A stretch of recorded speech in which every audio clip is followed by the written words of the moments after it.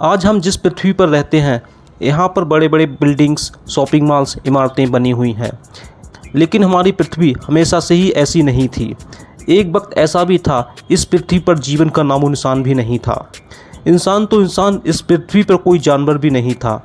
लेकिन वक्त के साथ साथ धीरे धीरे पृथ्वी पर जीवों का जन्म हुआ और पृथ्वी भी वक्त के साथ बदलती गई।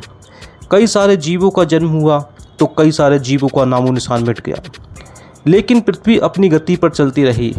जिस तरह एक बच्चे का जन्म होता है, वह धीरे धीरे बड़ा होता है, ठीक उसी तरह पृथ्वी का भी जन्म हुआ था। समय के साथ उसमें बदलाव भी आए और देखते ही देखते पृथ्वी का पूरा रंग रूप ही बदल गया। आज से करीब 450 करोड़ वर्ष पूर्व ब्रह्मांड में सिर्फ उल्कापिंड, गैस, धूल के कण ही दिखाई देते थे। लेकिन उस समय मिल्की वे गैलेक्सी में ग्रेविटेशन फोर्स के कारण गैस एक जगह एकत्र हो रही थी और धूल कण के मिलन से गैस के बादल बन गए थे। ग्रेविटेशन फोर्स के कारण धूल के कण और गैस ने गोलाकार रूप धारण कर लिया था। ग्रेविटेशन फोर्स के खिंचाव से मिले धूल के कण और गैस से बनी ब्रह्मांड की वस्तु वही है जिसे हम डेली सुबह सबसे पहले देखते हैं, यानी कि सूरज। जब सूरज बना था तब उस समय ब्रह्मांड में उल्कापिंड एक दूसरे से टकराते रहते थे। ऐसे ही एक बार एक बड़ा सा उल्कापिंड सूरज से टकराया तो सूरज का एक हिस्सा टूटकर उससे अलग हो गया। सूरज का हिस्सा होने के कारण ये हिस्सा बहुत ही गर्म था। वैज्ञानिकों के अनुसार 4.54 अरब वर्ष पूर्व पृथ्वी का टेम्परेचर 1200 डिग्री सेल्सियस था। ऐसे समय में पृथ्वी सिर्फ उबलता हुआ लावा, चट्टानें और कई जहरीली गैसें हुआ करती थी। ऐसे में पृथ्वी पर जीवन का अस्तित्व होना असंभव था। उस समय पृथ्वी इतनी ज़्यादा गर्म हो गई थी कि इससे आग की लपटें निकलने लगीं और सूरज की तरह इसमें भी ग्रेविटेशन फोर्स था। अपनी ग्रेविटेशन शक्ति से सूरज का टूटा हुआ हिस्सा आसपास में मौजूद सभी गैसों और लोहा, तांबा जैसी चीज़ों को अपनी ओर खींच रहा था।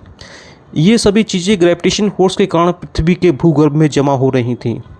ग्रेविटेशन फोर्स से आकर्षित हुए गैस मिलकर बादल बना रहे थे। इस तरह पृथ्वी का वायुमंडल का निर्माण हुआ।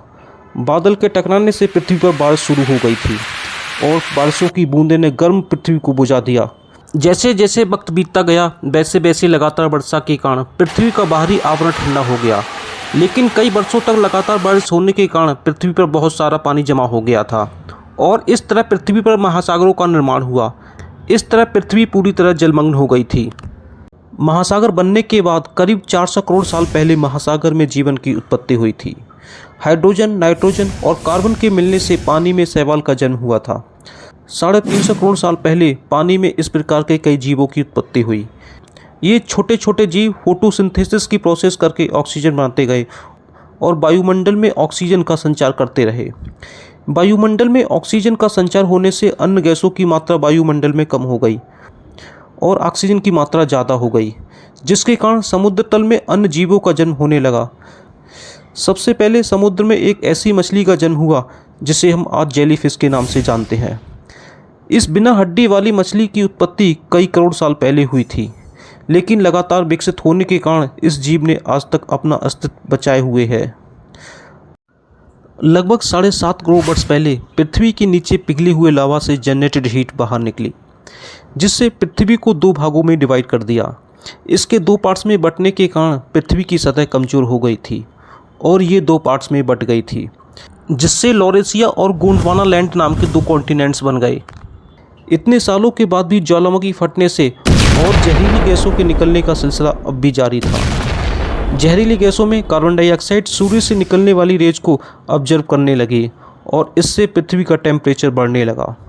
बढ़ते टेम्परेचर के कारण समुद्र में गर्मी पैदा होने लगी और समुद्र का पानी स्टीम बनकर बादलों का रूप लेने लगा। साथ ही कार्बन डाइऑक्साइड के कारण एसिड रेन भी होने लगी थी। कार्बन डाइऑक्साइड के साथ वर्षा के कारण ये गैस चट्टानों और पत्थरों द्वारा ऑब्जर्व हो गई और कुछ हजार वर्षों तक पृथ्वी का टेम्परेचर घटकर 0 से -50 डिग्री सेल्सियस हो गया। इससे धरती बर्फ़ के गोले में तब्दील हो गई थी। समय का पहिया घूमता रहा और वक्त के साथ साथ समुद्र में रहने वाले कुछ जीव तैरते हुए पानी के बाहर ज़मीन पर आ गए और इन जीवों ने धरती पर ही रहना शुरू कर दिया।